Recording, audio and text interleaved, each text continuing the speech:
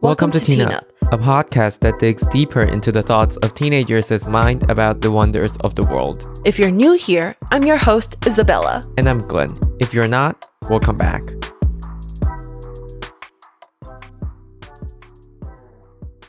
Here is a quick disclaimer. We are two teenagers that are doing our best to research everything. However, we are not experts, so if we offend anyone or say something wrong, we want to apologize in advance. Please email us to tell us what was wrong. Thank you. This week, we are going to talk about the myths about the creation of the universe. So these myths can be divided into 5 types, and we are going to talk specifically about 3 of them, each with an example. So get ready for story time. Okay, so the 5 types that Glenn just mentioned here are ex nihilo, creation from chaos, world parent, emergence, and earth diver. So we're going to focus on ex nihilo and creation from chaos and world parent. Okay, so you might be wondering what these are, right? Yeah. Okay, so we're going to start with ex nihilo. Let's go with that.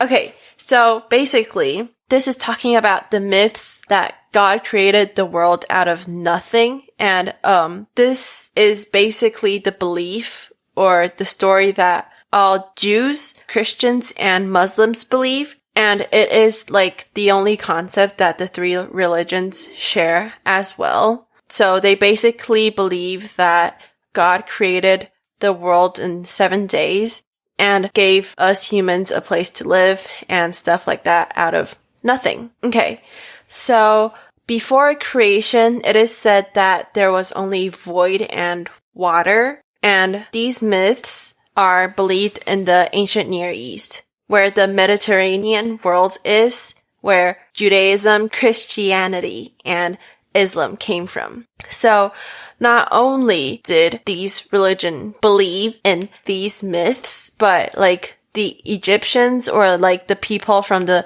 Mediterranean world also believed the same thing. So talking specifically about the Egyptians, they have their own myths that God created the world from a vast sea. Wait, sea? Yes, the sea. Why? Okay, so because when you think of nothingness, like, isn't it just very hard to conceive, don't you think? Like a sea in a void? No, just a sea. Like, replace the void with the sea, because they either believed it was void or water, right?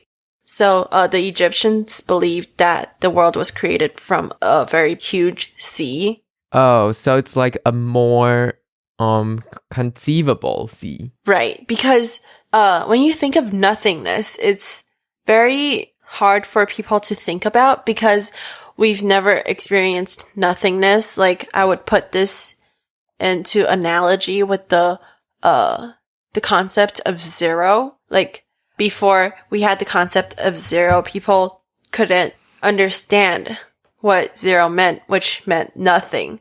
I still think that is a very, very interesting concept. Like, what does that mean? Oh, that means nothing. Like, nothing. But it's a thing. A thing means nothing. Right. Very interesting. I know, right? I know. Very figurative and abstract for people to actually understand. So for the Egyptians, they used the sea instead of a void because that was something very hard to grasp. Okay, so you said God created the world out of nothing, right? Right. So that was the Judaism, Christianity, Muslim belief. Yeah, right. Right. Okay. So it's obviously not so true because we all know that matter does not just exist out of nothing, right? Right. Right. Okay, so that doesn't make much sense. That is very true, but I think that for religions, they don't look for an actual, like, scientific-based thing to believe in because a lot of their things are based on their own belief. Do you get it? Like, yeah. Right. So, Judaism, Christianity, and Islam, they don't focus on the scientific part of this story that they have. It's just a belief that God is so great that he was able to create the world for the people. Uh-huh. Right. So, yeah. Okay, sidetrack. Don't you think that these three religions, Right. like, they have the same God? Like, that is super interesting. And, like, two out of these three religions are, like, very wildly believed, or, like... Right. So, it means that most people in the world believe in the same God. Yeah. That is a very interesting concept. That is. Okay, anyways.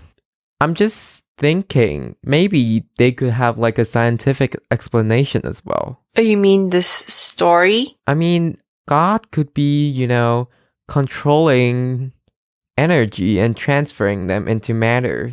Oh. You mean just like trying to make this story into a more science stuff? Yeah, I mean, it kind of makes sense if, God could do that because, I mean, it's God. He's God. Right. Yeah, I've actually thought of this question as well.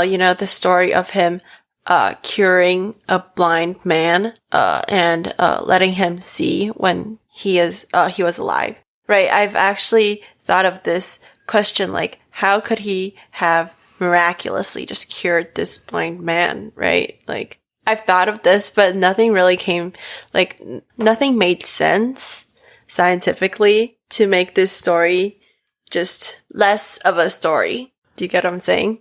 Oh, you're trying to say that it's about the religion itself, like how the origin of the universe can serve the religion. Don't get it. Like how that story can serve like their beliefs. Right. Oh, that do makes like more sense because because I'm atheist, and if you view that from an atheist point of view, then you will see that religion is just trying to create these things that you may be believing in. Right. I mean, and they just serves that belief. Yeah, I feel like I'm somehow atheist, but kind of Catholic as well, because I was taught to be Catholic, like ever since I was little. But now I don't really go to church much, so I am more believing, like I'm an atheist and stuff. So I do sometimes view these stories very skeptically of their the truthness in these stories. Critical thinking, man. Right. Okay. So let's move on to the next type, which is creation from chaos. So what does chaos mean here is that what we had before, like before a deity or deities that provide order. So Wait, what is a deity? A god. Oh, okay. So do you mean they could have multiple gods? Right, and things like Buddhism or Egyptians believed in multiple gods, and maybe like those like animists, they believe in animal gods, so each animal had their own god. Okay. Right. Okay, so it could be multiple as well. So chaos here may be described as having the consistency of vapor or water. So it is basically dimensionless, like it is very big and you cannot really comprehend how large it is. And sometimes it is salty or muddy, like, the sea or mud water. Okay, so these myths associate chaos with like evil and oblivion. So, which means that when we do have a god afterwards, that our world is in order, which is the good world, rather than just chaos filled with evil stuff. Okay. Do you mean like mud water is evil? Yeah, so like because they didn't have order that was created by God or gods.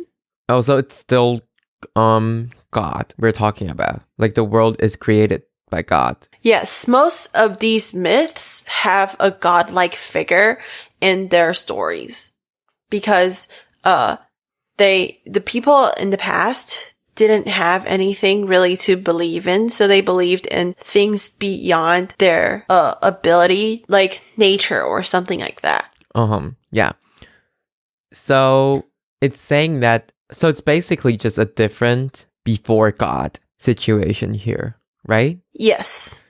Okay. Okay, so, yeah, and the people of the past, they believed in, like, the evil and the good, like, as much as we do now. Uh-huh. So, the creation from chaos is bringing order from disorder, and in many of the cultures believe that, at some point, the forces preserving order and form will weaken. The world will once again be engulfed into the abyss, so meaning that the, what we have right now, which is order, will become chaos again after a while. Oh, So they wow. believe that it is a cycle. Wow.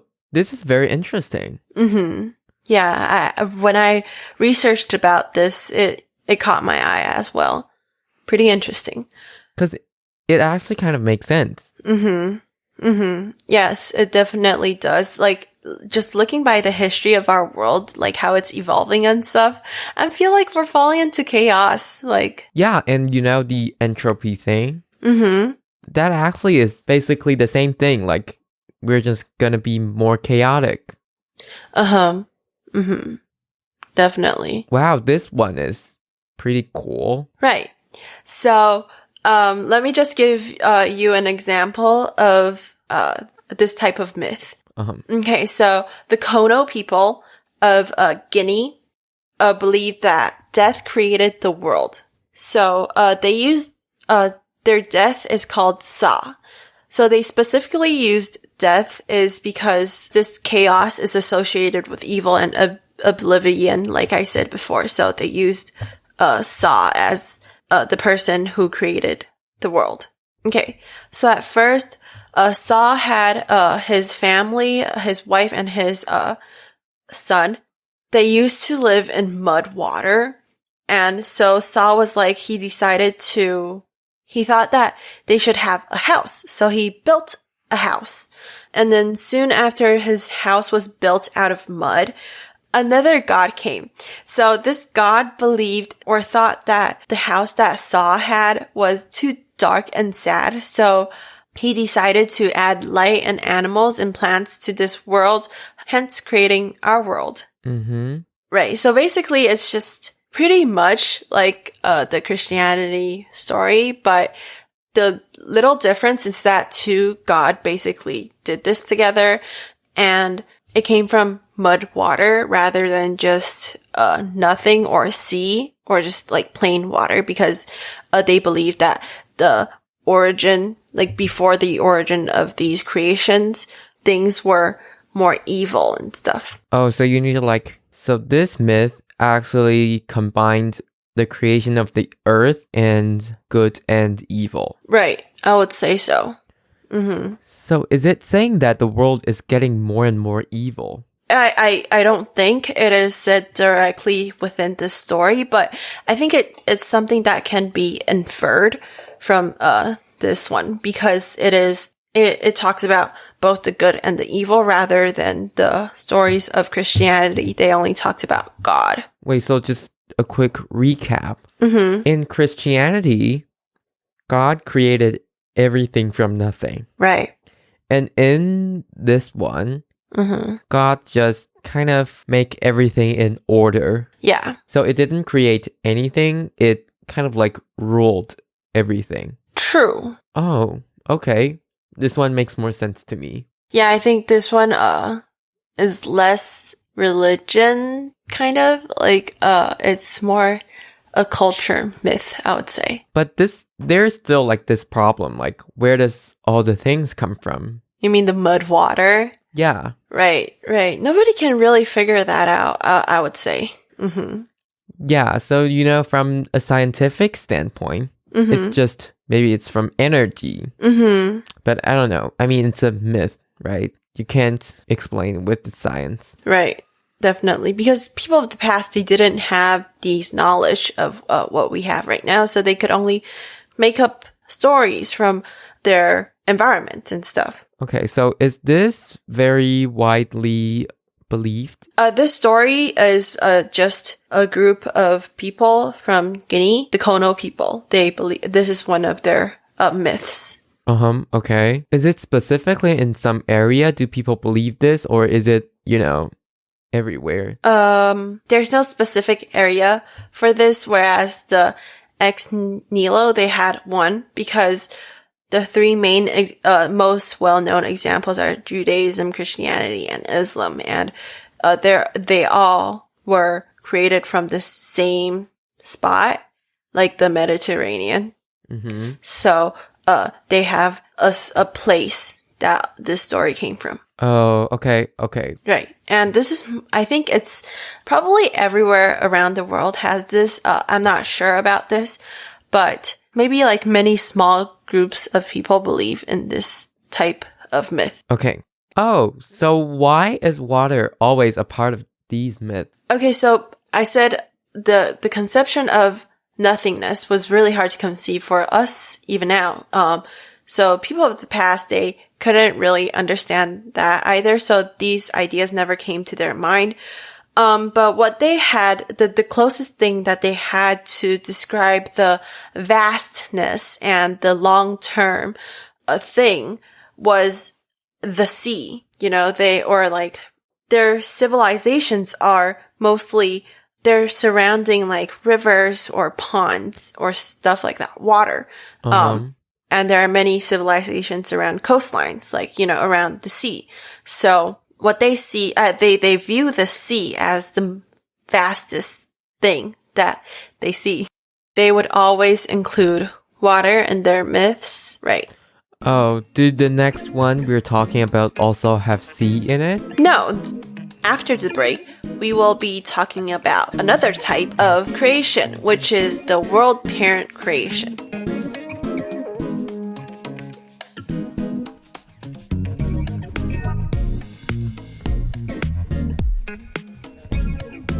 Welcome back. The next one is called world parent. It is saying that a single man or woman creates the world through his or her metaphorical or actual sexual reproduction. So it's less focused on the sea. It is more about the sky and the earth, which is also something that the civilizations of the past believed in, a lot like the nature, right? Mm-hmm. So I talked about the sexual reproduction, like they could use like semen and the egg, which is representing male and female, to create the earth. Okay. So women mostly symbolized Mother Nature, like the earth. We call it Mother Nature for there are reasons for this. And men would mostly be the sky. Like in Chinese culture also, like Qian Kun, they also have like the earth and the sky thing. Wait, what? Okay, so there are two words, Qian Kun in Chinese, meaning one meaning the sky and one meaning the earth. And these two things are mostly included in the stories of creation, I believe, in Asia. One of the most believed stories in China of how the world came to be is the story of Pan Gu. So Pan Gu is a person and he is a male.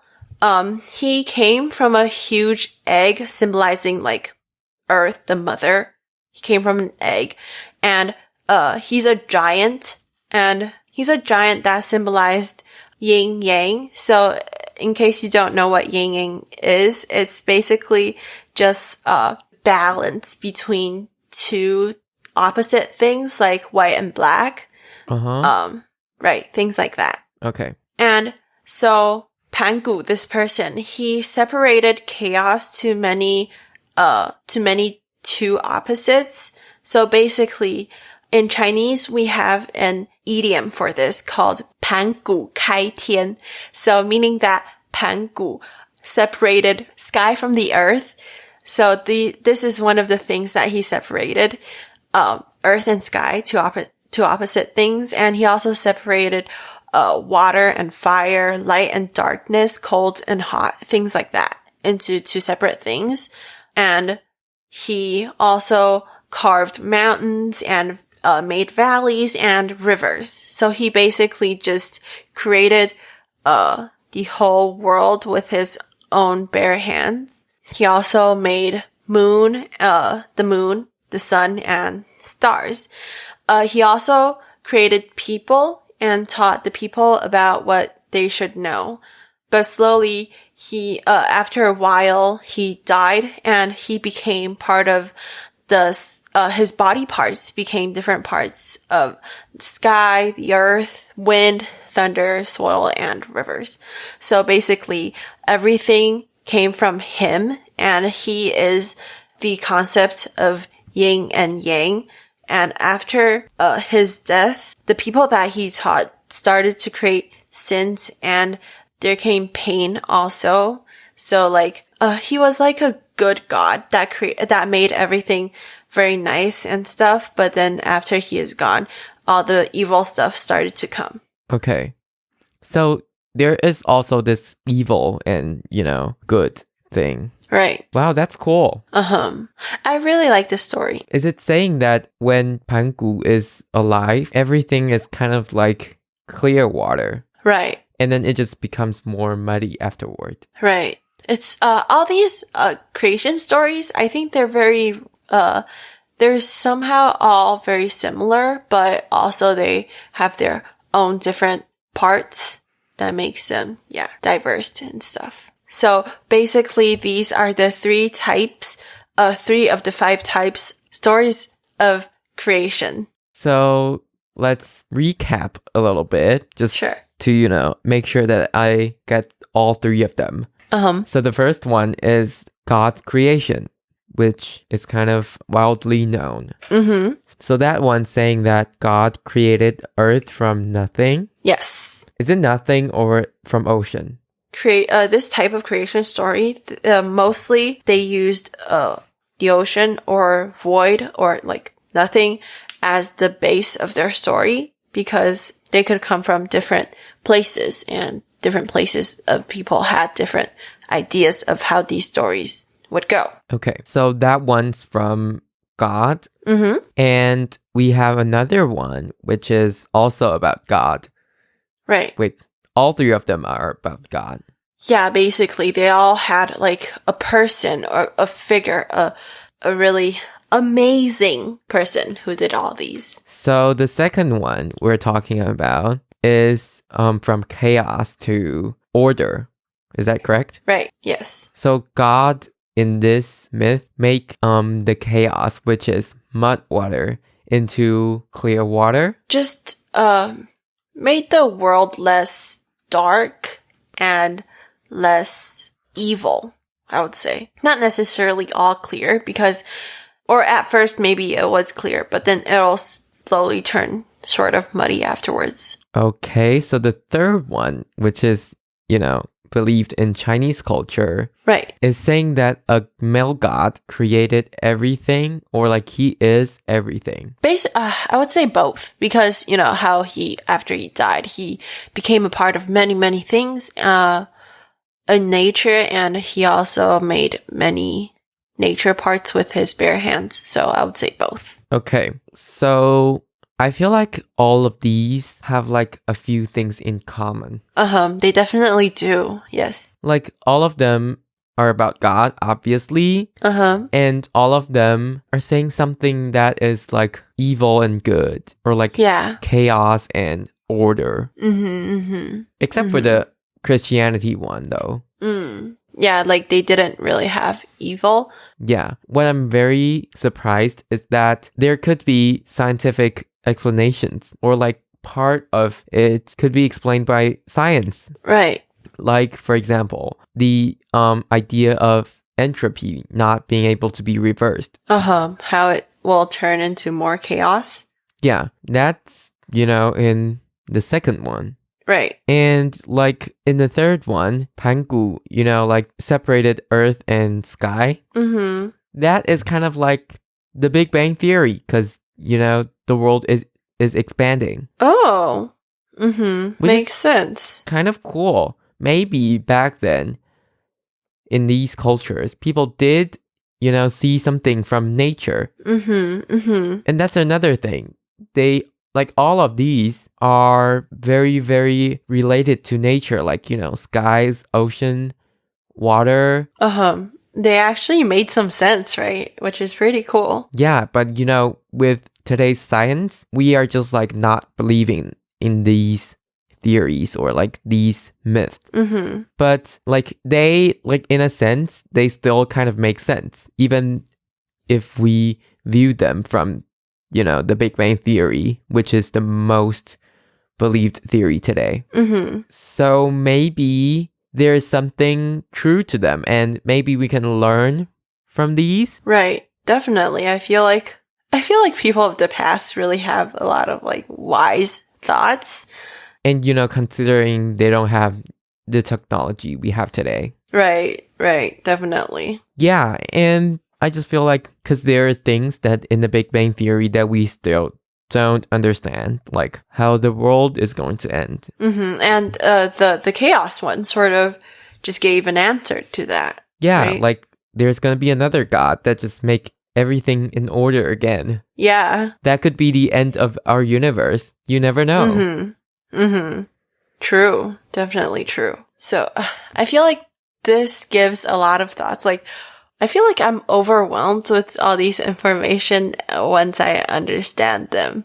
Don't you feel like? Yeah. Mm-hmm. It's a really interesting topic. Because obviously people have given a lot of thought about it, throughout history. Right. And people from different culture, from different time, have different opinions on it. Right. But they somehow had all these similarities, which I think it's pretty cool because of the lack of communication as well, but they sort of came up with the same thing. Yeah, that is very cool. Like, it kind of proves that we're all human and we're just like, kind of the same. Mm-hmm. Right. These theories or like these myths could just be from their, daily lives. And that is very, very much related to nature. So I'm thinking maybe that's why, there are a lot of similar parts in these theories. Right. So this week, we talk about another 3 theories that could possibly be the origin of the universe, alongside, the Big Bang Theory that we talked about last week. So next week, we will be exploring other thoughts, theories, and viewpoints. Thank you for listening to this episode. We will upload a new episode every Thursday. Remember to like, follow, and share our podcast with your friends and family. You could also share your ideas and thoughts with us on our Instagram @teenup.podcast. You could find us on multiple platforms such as Spotify, Apple Podcasts, and more. Thank you and bye.